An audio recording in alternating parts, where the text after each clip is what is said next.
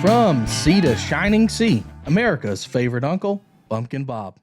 Hey y'all, this is Bumpkin Bob coming to you from the Bumpkin Media Studios here in beautiful Siloam Springs, Arkansas with the Bumpkin Bob Show. Coming to you every Saturday morning. Want to welcome y'all into our studio here, which is actually one of the bedrooms in my house, but that's all right. We're all bumpkins at heart. It's cool. Really don't have any announcements this morning. I hope I'm not missing anybody's birthday. I do have a public service announcement I thought of this morning that I really want to get out there. You know, it's mid-July here in the state of Arkansas, and mid-July in the whole nation, whatever. But, this time of year, it starts getting really hot. Humidity levels get up through the Midwest and the South.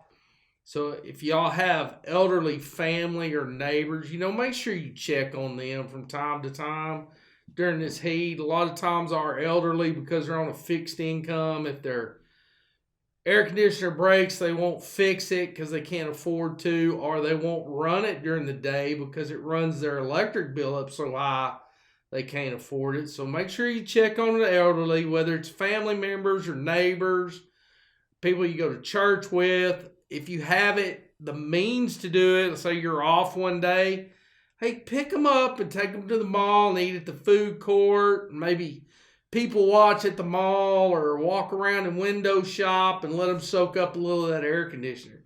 It'll be great. I mean, probably got air in your car, so they get a little air conditioner that way and then go hang out in the mall or someplace. Maybe go see a movie. That'd be pretty cool. We're going to talk about some movies, some earlier movies here in a little bit. But anyway, just make sure you check on the elderly. Remember that it is hot, and make sure they're getting plenty of water. Next thing I wanted to do before we really get into our job site tell or anything is I wanted to give a couple of shout outs. Going to give a little background about myself. Before I do that, everybody that knows me knows I like to go have a draft beer every now and then, and I like bourbon whiskey. That's just me. My bourbon of choice is Jim Beam. Other people might like or not like that. I mean, that's just my bourbon of choice, and it's funny because, and I've told y'all he's going to be mentioned a lot. My father liked bourbon, and his bourbon of choice was Old Charter, but he very seldom bought it because it's so expensive, which I don't think it's that expensive. He did. And this is coming from a man that probably made more a year than I'm going to ever make a year in my lifetime, but he wouldn't buy Old Charter, he'd buy Early Times, and Early Times actually is not a bourbon. It qualifies as far as ingredients and where it's made, but they age part of it in like 20% of it in used barrels, which to be a bourbon whiskey, it has to be aged in new barrels that have been charred. So it's not technically a bourbon. It is made in Kentucky. Not to knock Early Times, because I'm going to tell y'all what right now.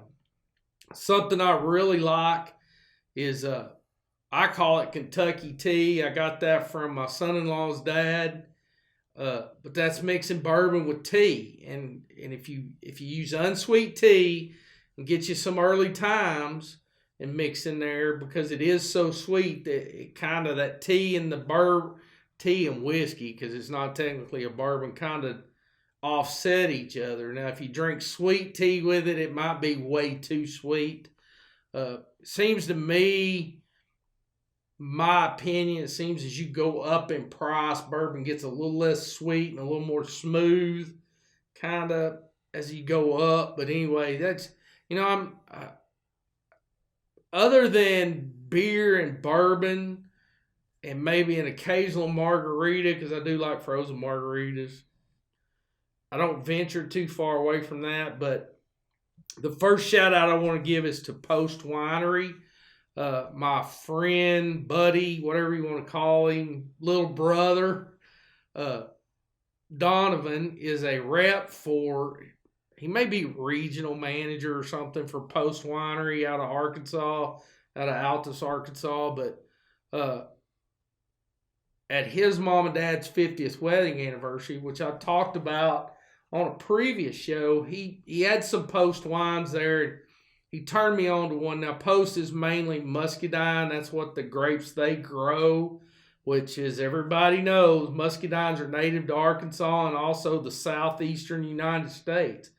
But I think they primarily grow muscadines there at their vineyard, so to speak. So I was looking for a muscadine wine from Post, and there's several, but the bottles didn't look right.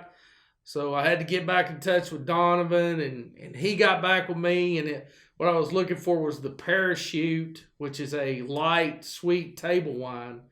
But it is a muscadine wine, is the primary grape they use in that, or maybe the only grape they use for making that. Excellent, even for an old bumpkin like me. I really enjoyed that. I'm not a wine connoisseur by any means, but I did like that. So a shout out to Post Winery. The other shout out I wanted to give was, since we're talking about, liquor industries type stuff to Arkansas, is to Rocktown Distillery down there in Little Rock, Arkansas. They make what they call an Arkansas bourbon. They make a hickory smoked whiskey. I think they make a gin, a vodka. Of course, they make clear moonshine. I'm not sure what else they do make. They also make something that I dearly love, which is the apple pie moonshine. I found it in both 100 proof and 40 proof. And as another public service announcement, just so you know, that 100 proof will sneak up on you because it tastes kind of like drinking apple juice. And you start drinking that 100 proof after 2 glasses, you'll be passed out and wherever you're sitting. So keep that in mind if you're drinking that apple pie moonshine. It will sneak up on you. Now, we did tour that facility, which this brings up a good idea. We toured the Rocktown Distillery a couple years ago. Had a blast doing that. Got to sample some of their stuff. Their vodka also is excellent. And I'm not a vodka drinker, but it is smooth. I'm telling you what. It goes down like water. It's good stuff. I believe if you're a gin drinker that they have won some awards with their gins. But in speaking with touring the Rocktown Distillery, I'm pretty sure most of the vineyards there in and around that area of Arkansas where all those wineries are at, they're around Altus and up through that area, offer tours. And it's like, maybe one day we can get O'Donovan to meet us up there at the Post Winery and take their tour and do that during one of our day trips. I think we could get there. I know we could get there in probably 3 hours, maybe 2.5 from here. And so that'd make a nice little day trip. We'll go tour that winery and talk about Post wines. Now, I know there's a lot of craft beer, especially up here and in Little Rock being brewed. And I don't have all those names, so we're not going to go through all that. But I did want to give a shout out to Post and give a shout out to Rocktown Distillery. Those are both things that I have partaken in, so to speak, and will partake in again probably. As a matter of fact, I got a little apple pie moonshine right here. So just drink responsibly. If you get a chance, go tour those 2 places. And again, maybe we can get Donovan to come give us a personal tour. That'd be great. Y'all can meet some of my friends. Donovan is part of the Trailer Park Clan. You're going to hear me talk about the trailer park from time to time on here. In 1969 or 70, we moved to Little Rock and moved to A&M Circle, or Marietta Circle, as some referred to it, Albert and Marietta Circle, which was a trailer park there in southwest Little Rock. And so you're going to hear me talk about that from time to time. A lot of good people lived there. Consider them my brothers and sisters, that kind of stuff. My first girlfriend was in the trailer park. We might go into that story one of these days. I don't know that she'd even remember who I am. That might be kind of funny. If she's out there. Hi, Tanya Caps. Get that out there right off the bat. I was 6. I gave her a ring. I think she gave it back. I'm not sure. And she was there the day with Lisa Keeler when I wrecked my bicycle and hit the car. And we're not going to tell that story ever, if you know what I'm talking about. We're going to move on now and talk about our job site tale for the day. And I'm going to give a little background on why I'm telling this story today. I'm telling you what, folks, and this goes back to the public service announcement I made earlier. It's hot up here. I don't care what anybody says. This week has been miserable. And the job site we're working on right now is basically, it's a metal building shell. It's been standing for about 5 years, and it's being finished out right now. And it's basically a field house for a small local high school here. And it's got an overhead door on the east and west side, and then a couple of walk-through doors on the north side. And about got all the walls up in it right now, and they keep the overhead doors open. You know, there's no air conditioning in this building yet. It's hot. I haven't put a thermometer on it, but with that sun baking on that metal building all day, it's easily got to be 5 to 10 degrees hotter inside the building than it is outside. And I mean, it's miserable outside, and then you got all that humidity. There's a little bit of breeze will come through them doors every now and then, but it's not much. And it's sometimes, usually by 1 or 2 o'clock in the afternoon, it's just plain ass miserable inside that thing. That's the best thing you can say. It's just plain ass miserable. That being said, on Thursday, we had an annual occurrence there at the job site, which occurs every week. They cleaned the porta potties. Now, for you construction people that know about and use and are around porta potties, you know they stink. I mean, especially after 2 or 3 days being used. And usually the problem is, and I'm going to point at general contractors for this, those things are set up, they say they're sanitary for 10 people for a normal work week. And they'll put 1 or 2 porta potties on a job site and have 60 people using them. And it's like, that's not sanitary. And, you know, really, I'm going to get my ass kicked probably for saying this, but I don't know who decides and checks that. But OSHA inspectors, whoever, y'all ought to do a better job at going around job sites. Just pull up and count the number of people and the number of porta toilets that are on the damn job site. It's fucking, pardon my French, fucking ridiculous sometimes. They kind of treat the construction workers like animals instead of human beings. That being said, they showed up Thursday to clean the porta potties, and anybody that's worked construction knows these little green things right here, if you can see in the back picture behind me. Anybody that's worked construction knows that no matter how bad they stink, when they start cleaning them out, basically they pull a big septic tank type truck in there and suck them dry. It's oh my God, the smell is just overwhelming. It will take your breath away. Thank God it'll take your breath away, because then you don't have to smell it. But they start cleaning those things, and that smell wafted into that building. And I'll be honest with you, I had the porta potties are on the west side of the building, not far from the overhead door, and I just went out the east side of the building. I couldn't take it. It's like, you know, I'm 52 years old. My stomach ain't as strong as it used to be when it comes to smells like that. It was horrible. But anyway, it got me thinking about something that happened. Oh my God, this must have been 15, 16 years ago on a job site. We had a guy working with us, and I've talked about him before. Probably never going to run out of stories about this guy. But It's during the winter, and the building's doesn't even have a roof on it yet. They're still standing still and laying block, and we're there doing our little thing. Well, he, because it's winter, he's wearing insulated bib overalls, coveralls, whatever you want to call them. And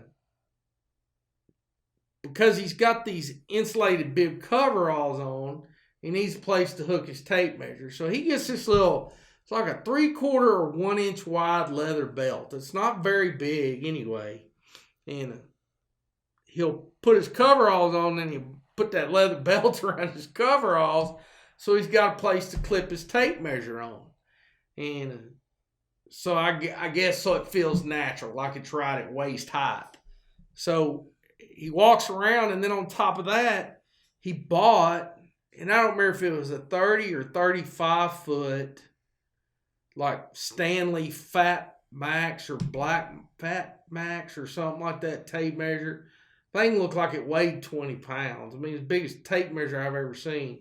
And electricians, we use our tape measure every day, all the time. I mean, you got to have your tape measure on you. If you're running conduits, you're measuring stuff. So it's just part of our daily job. So anyway, he heads out to they're porta pots, AKA the shitters on the job site, and to do his business. Well, instead of taking his tape measure off and that leather belt and leaving it on his roughing cart, which is, we keep carts with us that we keep all our material on while we're running conduit or whatever we're doing. Instead of taking that belt off and leaving it there, he just left it on. He took all his tools out of his coveralls, but left that tape measure clipped to that belt. And he goes out there to the shitter, aka porta potty or whatever you want to call it, goes in to do his business. Well, he raises the lid, and he starts taking his coveralls off without unclipping that tape measure. And like I said, it's that big, heavy, fat Black Max, and he just bought it. Well, sure enough, it flopped off of that belt right into the dumper. So he come back, and he's all pissed because he just bought that tape measure like a week before, and it was in the shitter now. So, we all gave him a hard time about, why didn't you take it off? I just didn't think about it. And, you hear all the normal excuses. So anyway, as it kind of got circulated around the job site, what happened, we had this plumber on the job site that this guy had already pulled a couple of practical jokes on him. Well, when the plumber heard that he had dropped his tape measure in the shitter, he's like, okay, it's payback time now. So he kind of kept an eye out, and when the guy showed up to clean the shitters, he went up there and told him what had happened. So that guy pumps the shitter out, and then gets his big rubber gloves on that go up to here, and reaches in there and gets that tape measure out and throws it on the ground. Well, the plumber gets it, rinses it off, and then gets a pair of gloves and puts it on. And he chased this poor guy all over the job site, trying to give him his tape measure back. He just walked up, and he's like, hey, dude, I got your tape measure for you. Well, he's like, I don't want it. And he's like, no, I got it for you. And he started walking towards him. Well, he took off running. And he literally chased him all over the job site trying to give him that tape measure back, which I'm pretty sure he ended up putting in the guy's toolbox, which is even funnier if you think about it. So now you got this shit-filled, nasty tape measure in his toolbox, which is pretty nasty. And he was telling me, he's like, I don't care if you put it in a bucket and soak it in bleach for a month. I don't want it back. But that plumber was determined he was going to give it to him. It was the funniest thing, him chasing him around, trying to give him that tape measure. It's just hilarious. And it's kind of a little bit of that guy's own medicine, because he was always pulling practical jokes on people, and he had pulled a couple on the plumber. So it was his own fault. Anyway, that's our job site tale for today. And I want to make sure you know to go check us out on Facebook and check out our email links and send us your job site tales. Again, and I'm going to say this probably every week, I don't care if you work at a hospital or retail or if you're working a chain gang for the Department of Corrections, if something happens funny, and even the chain gang guys, if you got access to the internet, I'm sure it'll be supervised. Hit us up on an email and let us know your job site tale so we can get those read online. Here, maybe in a month or two, we can start doing that and maybe have a segment where we read a viewer's job site tales. Because I only got so many of my own, y'all, so I need some from y'all too. Help old Bumpkin Bob out here a little bit. And I got in trouble for this last week because I said it wrong. And God help me, I thought I wrote it down. I did write it down. Also, follow us on Twitter at Bumpkin Bob Show. I think last week I said at the Bumpkin Bob Show. I got in trouble. So it's follow us at Bumpkin Bob Show. It just tickles me, and y'all be tickled too, because my manager / producer / my oldest son standing right over there in the corner going, I actually did something right for a change. Now, if he'd give me a sign every now and then about how many minutes I've been blabbing, then I would know, kind of where I'm at and what I need to do. But hang on just a minute. Let's do this right here. This is some good shit. A little sip of the apple pie there. That's Rocktown Distillery's best. And it's only the 40 proof, so don't nobody get all upset. Don't be emailing me here at the Bumpkin Bob Show about that shit either. Because that won't make it on there. I can guarantee you that, because I'm going to be the one deciding what goes on there. Well, he's probably going to decide, but anyway, you know what I'm talking about. I had a little bit of a rant that I wanted to get out of here today. It's not too much, but I wanted to bring it up because, I have, but it's been a long time. And y'all, I'm not talking about what you're probably thinking I'm talking about right now. But vacations. I saw a meme yesterday, if I'm saying that right. Is it meme? I don't know. I think that's how you say it. That said, everybody's posting their vacation pictures, and all I've done is gone to Walmart or something like that. And it's like, that's kind of what I want to talk about. It's like, all these people taking these vacations, and I'm not knocking people for taking vacations. God love you. But sometimes in the back of my pea little brain, I have to wonder, especially if you've got like 3 or 4 youngins and you go to Disneyland, how in the hell do you pay for that? Because I've looked up some of the, hell, just to go to Whitewater for the day is $20 for kids and $40 for adults. It's like, how do you pay for that? And it got me to thinking, it's like, there are people out there that literally, they think of vacation, and I think the new catch term that some people use now is staycation, which is what we always took. Every now and then we'd go to Branson if we could afford it, but most of the time when we took our vacations, time off from work, we just stayed at home and hung around the house because we couldn't afford to go anyplace. And I'm talking about after I got married and had kids of my own. It's like, but some of these people think that a vacation is owed them. And so they take a vacation and they do these elaborate vacations, and they go to Disney World or Disneyland, and they put it all on a credit card, and then they try to pay that credit card off before the next year so that they can take another vacation. And some of the, I've known some people that, it takes 13, 14 months to pay it off, so their vacation keeps getting later and later in the year, and they're eventually going to have a year where they don't have a vacation. If you see how that works, we won't go into the math of the whole thing, but there's only 12 months of the year. Use your head, people. But I just don't understand. And another one that blows my mind. I seen a meme the other day about, and I don't want to sound racist because I am talking about white people, but it said, white people are the only race that'll spend hundreds of dollars to live like the homeless when they're talking about going camping. And it's like, that kind of made sense to me.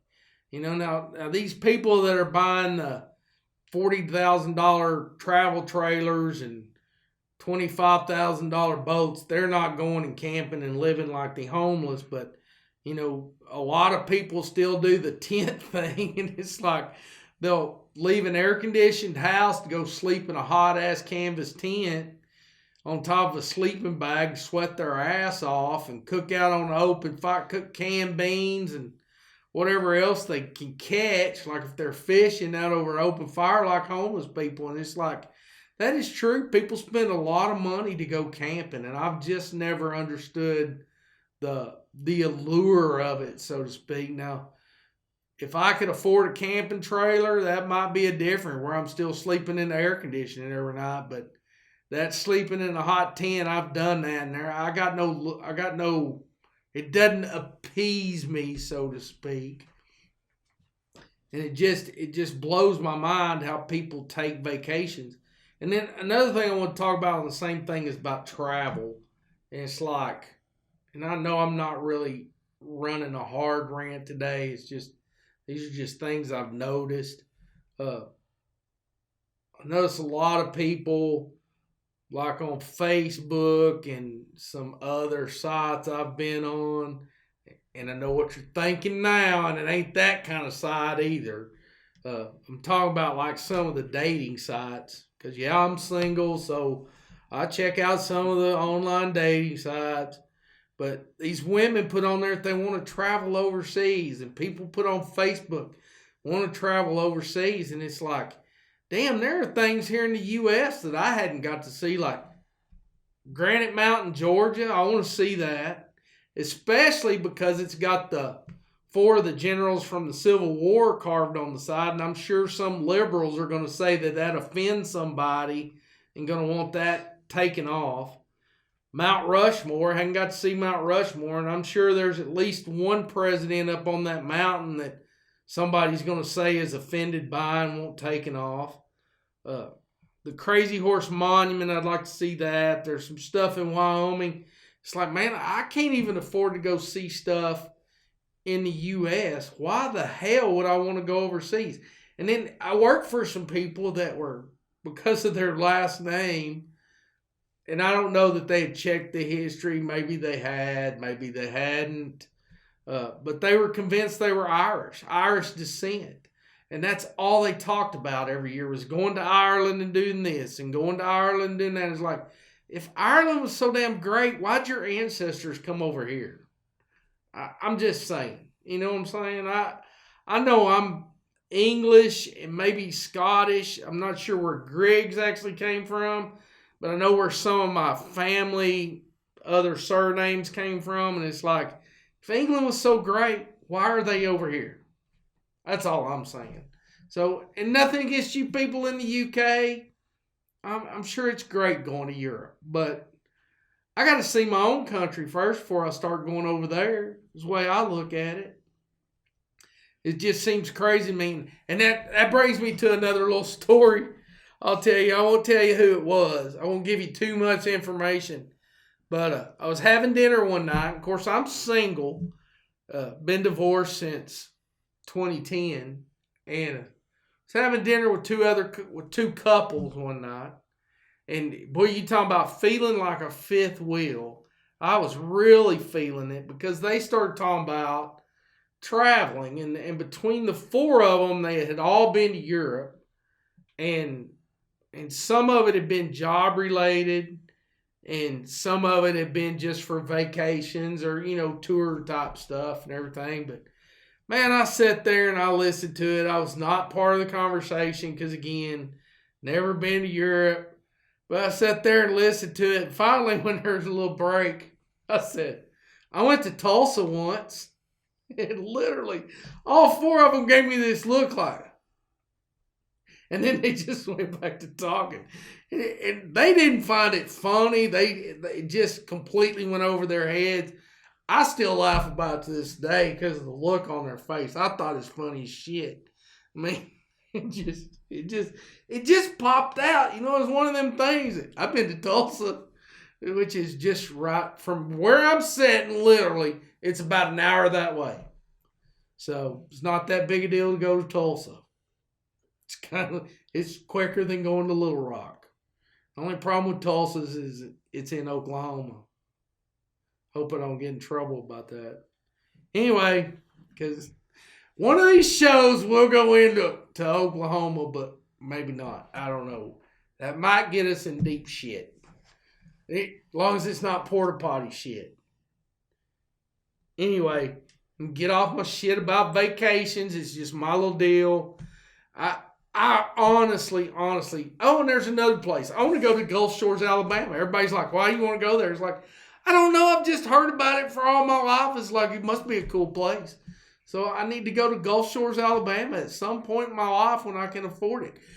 You know what I need to do? This is what I'm thinking right now. I need to start a Bumpkin Bob GoFundMe page to send me on vacation. I wonder if anybody give me money to that. That's a pretty good idea. So here you go. Y'all be thinking in your brains how much money y'all would donate to send me to Gulf Shores, Alabama. And then if it's enough, we can run over there to Granite Mountain, Georgia. And then, of course, we get that much. We might just go to Europe. No. Anyway, the other thing I wanted to talk about on today's show, and it's really funny because I had this conversation this week, and then we had it again this morning when I was going over with my producer / manager / oldest son with I need to come up with a name for him. I don't know what you call that, so to speak. But, if anybody can email me something, if you can combine manager, producer, son together into some kind of name, and asshole probably isn't a good one, send that to us on one of them there email links I'm always talking about, because he loves it. And don't forget to follow us on Twitter at Bumpkin Bob Show. I'm going to love doing that. Anyway, I had this discussion this week, and it basically was a discussion of two camps in a movie genre, which is Western. And kind of you have the John Wayne camp and the Clint Eastwood camp. And I'm probably one of those people that float back and forth. I liked both of them. The guy I was talking to, probably in his mid-30s, I think, probably 35 or 36, the one I had the first conversation with, his dad, he wouldn't say that he was necessarily Clint Eastwood camp, but his dad was. And he said he honestly couldn't remember ever seeing a John Wayne movie. And I'm like, really? I found that strange. But he said, no, really. He said, I really don't think I ever have. So we got into that discussion, and I need to get some of my DVDs together and take to him to let him watch some John Wayne movies. My background with John Wayne was, and I'll tell you why I'm such a fan of John Wayne. And I'll be honest with you too, I had to look up the date because I couldn't remember. I was thinking that I was probably 10, but when I looked up the date, I was probably 8 or 9. But for those of you that grew up like over in Southwest Little Rock, around that University Avenue area, you're going to remember that right there in the same parking lot with Casa Bonita was the UA Cinema 150 as part of the United Artists deal. And the Cinema 150 was the big dome theater, just had one screen. And if a movie was showing at the Cinema 150, they didn't show it at any of the other United Artists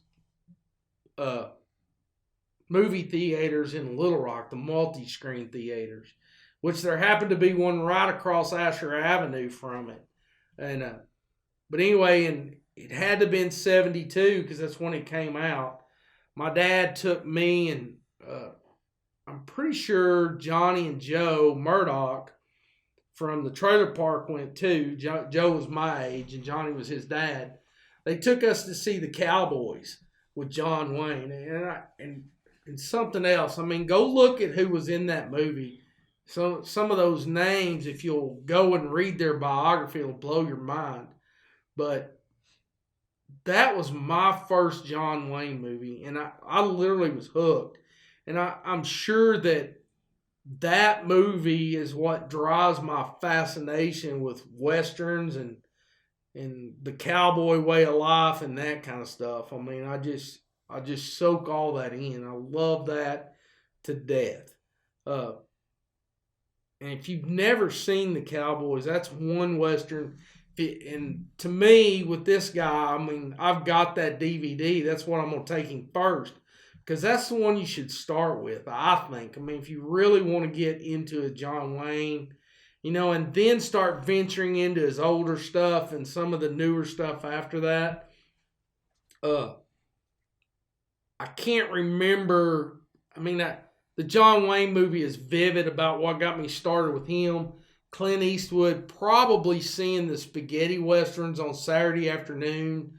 They would show a lot of those, which is kind of what catapulted him. I mean, he was Rowdy Yates there on I can't remember the name of that show now, but it was a TV show. And but the spaghetti westerns really sent him into that western genre and got him notoriety. And like The Good, the Bad, the Ugly, and A Fistful of Dollars, and some of those others. I mean, there were just a million of them. My favorite Clint Eastwood movie of all time, as far as western goes, is The Outlaw Josie Wales. Now, Clint made a couple war movies. John Wayne made several. I'm really not into those. I wasn't not very much into like Clint Eastwood's Dirty Harry movies and the stuff he did other than his westerns. Kind of the same way with John Wayne. I haven't watched too much of anything else that he did. Along with the Cowboys, I think some people may have over the years called into question John Wayne's acting ability. I think if you question that, then the movie you need to watch is The Shootist. I mean, that's just, I don't know, it's epic. That is just an epic movie. They had an actor there who literally at the time was dying of cancer, and he plays an aging gunfighter that's dying of cancer. I mean, it's epic. It to me, it completely shows people that he had acting ability. I mean, I know a lot of people thought he didn't. It really does to me. Same way with Clint Eastwood. I think sometimes his acting ability was brought into question. And if it is with you, then you need to watch The Unforgiving, or just Unforgiving, I think. Again, it's one of his or last westerns maybe that he made. To me, I think it brings anybody who had doubt about his acting ability needs to watch that movie, because it'll take that away. You won't have any doubt about it. To me, I mean, that's just the way I look at it. Probably my other favorite from that time era was Lee Marvin. He didn't do as many westerns as the other two, but the one I always look at, and he actually didn't play a cowboy in it. He played a cavalry officer like in the early 1900s, but the professionals. And if you get a chance and can find that on DVD, check that out. Cat Ballou is another one with Lee Marvin. If you like the more comedic type westerns, Cat Ballou with Lee Marvin, and then watch. If you like John Wayne, you want to see his lighter side, watch the Rooster Cogburn stuff. Now, I know his first one, which was True Grit, is a little more serious, but like Rooster Cogburn and the Lady, the chemistry between him and Katharine Hepburn is amazing. I bet it would have been amazing to have been on that set, because I bet the two of them were hoots. They just had such great chemistry, And to me, that Rooster Cogburn character kind of shows his lighter side, his comedic side. I just love those movies. They just really do it for me. Uh, the more me and my son talked this morning, I mean, we got into talking about City Slickers. He absolutely loves that movie. I love that movie. He's like, well, is it really a cowboy movie? Is it really a Western? I mean, you can fall on both sides of the fence there. Still, it's a great movie. It really is. It's funnier than hell. Daniel Stern's character is a ride. He really is. I love that character he plays in that movie. That's one to check out right there. Another thing, as we get into the modern era of today, I mean, you can't beat Sam Elliott and Tom Selleck for their Westerns. Robert Duvall and Tommy Lee Jones. I mean, Lonesome Dove is just, oh my God, that's over the top right there. That's the stuff dreams are made of. You know what I mean? And some of the stuff Robert Duvall, I can't think of the name of it, and I should have checked it before we went online. But the one he does with Thomas Hayden Church, great Western. I mean, look that up on IMDb and go watch that one. Great Western. Loved it. People, I think when that movie came out, it's probably a made-for-TV movie, but, I mean, Thomas Hayden Church, I don't think anybody expected him to be a cowboy and be able to really act in Westerns, but he really did a good job with that one. It is awesome. It is just, I can't say any more about that movie. It's just awesome. He did an excellent job. Of course, Sam Elliott and Tom Selleck. I love Tom Selleck's movies.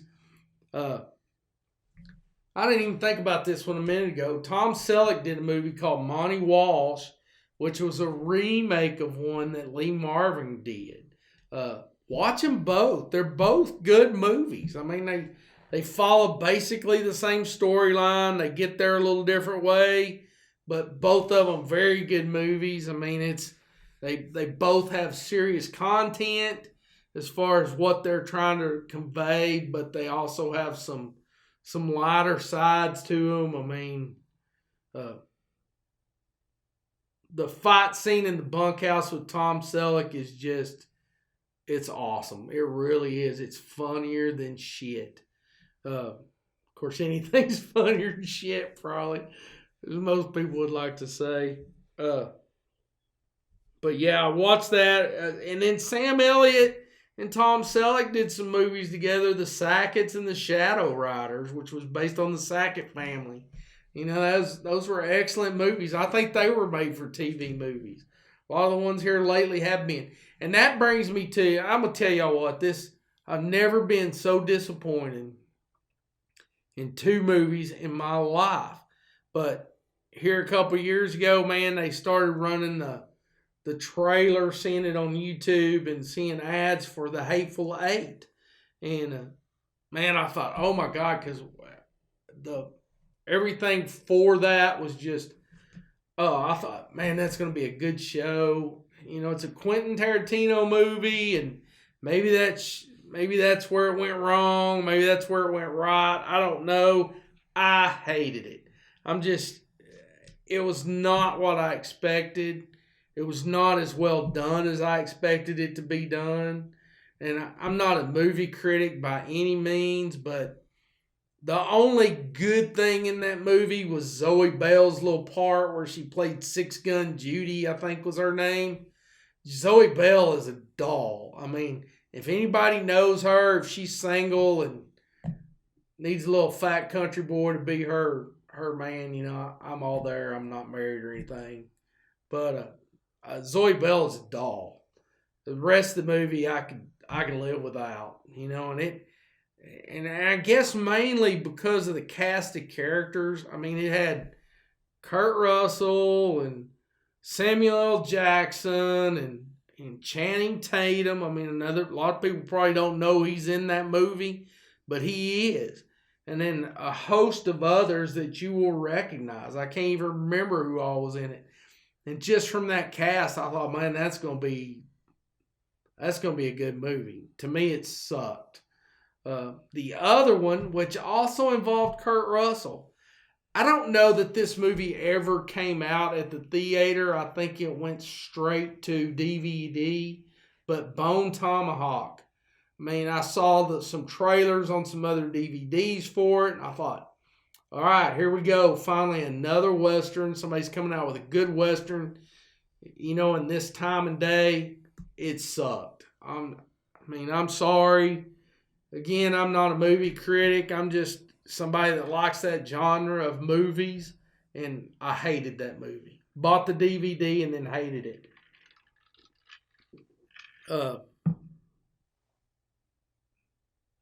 I don't know that really and truly trying to think, since in the last 10 years, other than some of the TNT movies, and y'all don't knock TNT, they really put out some good movies.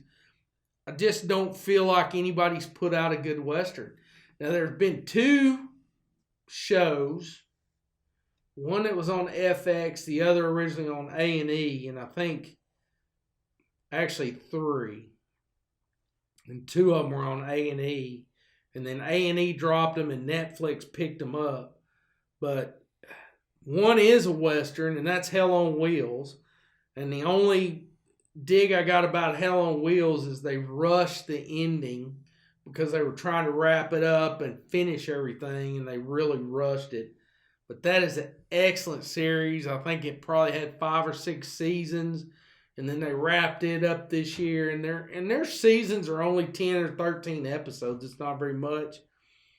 The other 2 that I was thinking about first, which aren't really Westerns, but I guess you might call them modern Westerns, sorta, is Justified, which I dearly love, and I hated that they ended that show.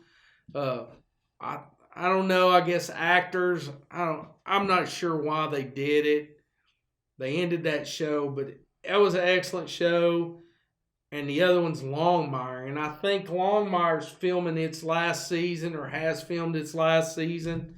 Not sure why they're cutting it short. I guess the only good thing that comes out of this is they decide on the front end that we're not doing any more seasons. I know, and it's been a while ago, and I borrowed the CDs, and forgive me, I haven't watched them. There was a Western on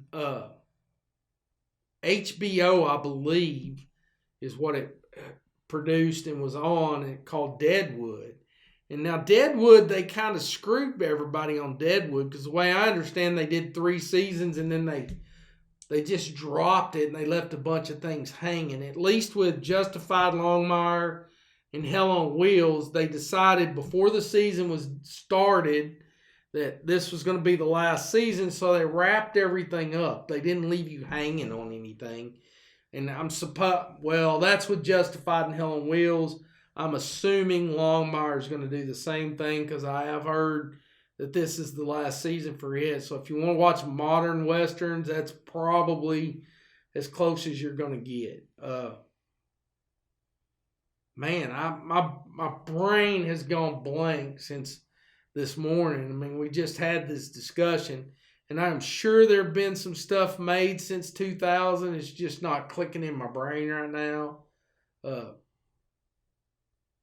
And another good series of movies to watch is with Tom Selleck, and those are the Jesse Stones. I know they're not Westerns, but those are a good series of movies to watch. And I did get online this morning because I was thinking about that, and I thought, man, they hadn't made a Jesse Stone movie in a while. Well, there's one it's either done or in production right now that they're going to release in 2018. So, and I'm not too sure those aren't TNT movies.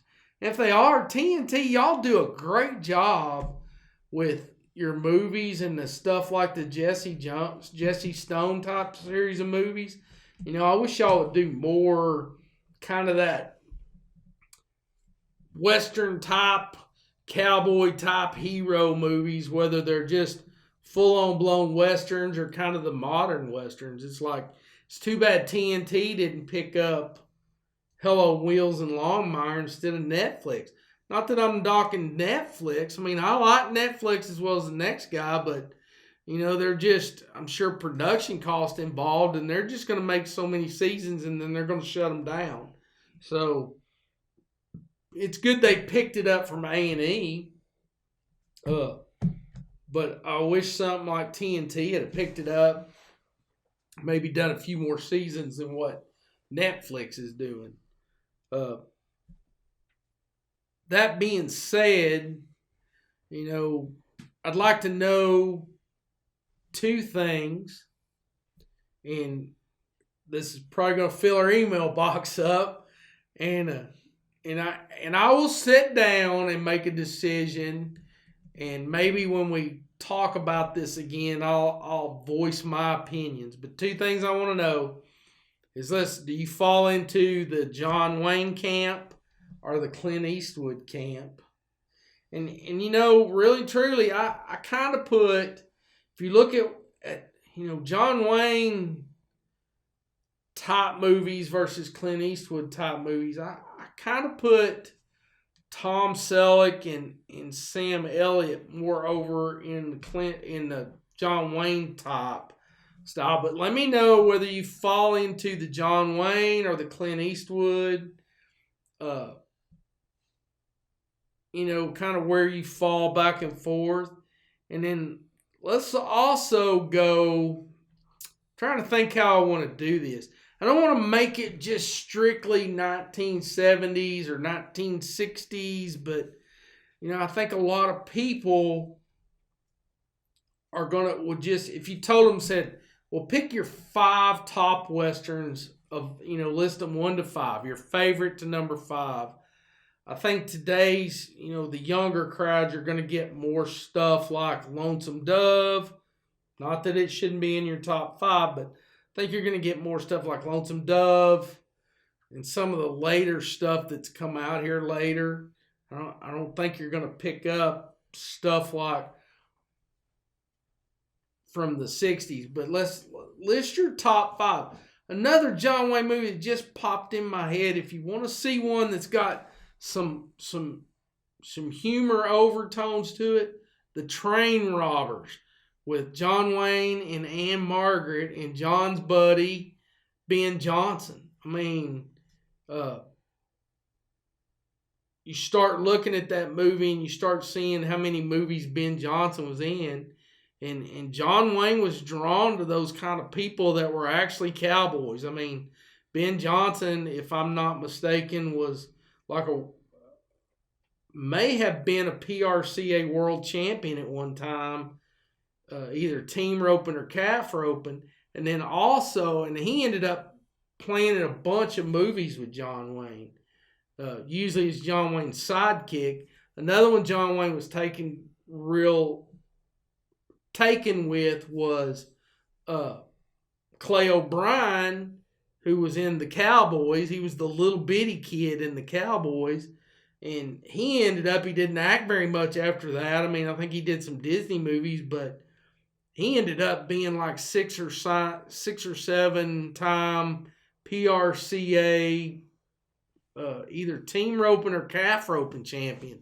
Somebody needs to look that up and let me know. But I mean, he actually grew up on a ranch, and the way I hear it, John Wayne was he was drawn to those kind of people. So, let me know what camp you kind of fall in, and then also your top 5 Westerns of all time. And again, stop and think about it before you just start naming all these modern Westerns. Another one's Who Shot Liberty Valance. I mean, there you got John Wayne and Lee Marvin, and Jimmy Stewart. You got to think about Jimmy Stewart. Jimmy Stewart did a lot of Westerns. So, keep him in mind when you're coming up with that. Again, let's review what we've talked about today. Bet you a little bit about people taking vacations. No Bob not getting one. So, we gave the public a service announcement about elderly people. And that's not a laughing matter, y'all. It really is getting hot, so make sure you check on your elderly. and we talked about Post Wineries and Rocktown Distilleries. Make sure you support those, especially if you live here in the state of Arkansas. And just make sure you get out there and support your local businesses. Again, probably here in the next week or two, I told y'all last week, we're going to do a big segment on the killing of an icon, which is Sears, the dying of an icon. Not sure how we're going to call that. Make sure you tune in for that, because I'm going to try to talk a little bit too then on the subject of the old time department stores. I mean, those things were pretty regional, but all small towns had their own department store, whereas maybe only one. But then you had regional stuff around here. We had West department stores and Magic Mart stores and Howard department stores and the Ben Franklin 5 and Dimes and the Sterling 5 and Dimes. And, those have all kind of went by the wayside. So anyway, be looking for that on a future show. Make sure you check out our Facebook page. Make sure you check out our email links. Make sure you follow us on Twitter at Bumpkin Bob Show. Hey, man, that's like the third time today that I've said that correctly. And make sure you tune back in next week for our next episode of the Bumpkin Bob Show. We're out.